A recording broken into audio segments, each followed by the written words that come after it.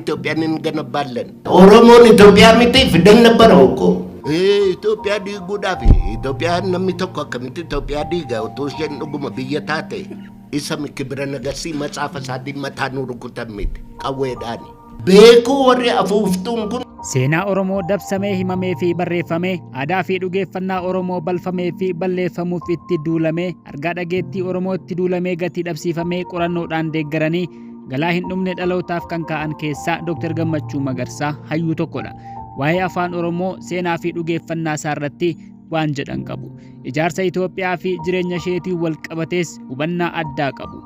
Haasaa fi barruu isaaniirraa dhaloonni waan guddaa barata. Kun kallattiidha. ሁንዱምቱ በቃ በአስራ ስድስተኛው ክፍለ ዘመን የኦሮሞን 16ኛው ክፍለ ዘመን ዱፌ ጀቹዳፍ ጀዳኒቲ ማስረጃን ሳኒሞ አባባይሬን ኤኙ ከታዩም ቤኖ አባንሳዩም ቤከሙ ጀሪ ኩኒ አከብይ ኢጃራሙ ወረ በርባዱ ሚቲ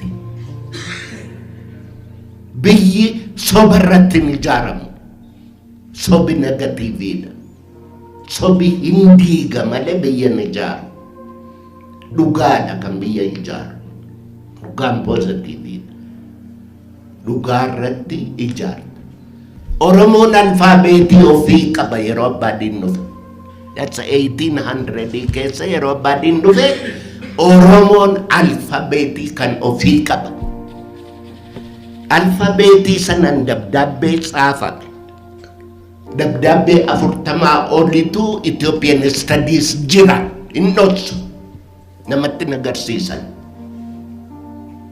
Do you understand?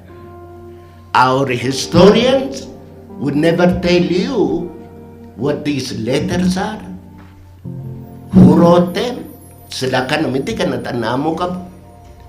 Alphabeting kun esa dufe na masiniti mo jiro.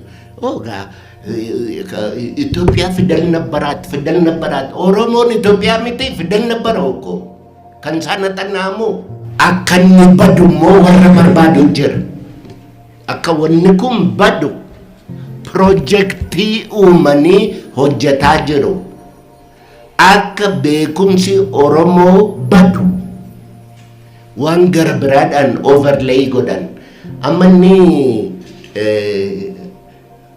Kiristaanummaa jedhanii sin barsiisan, Islaamummaa jedhanii sin barsiisan, modern education jedhanii sin barsiisan kun maal beektu?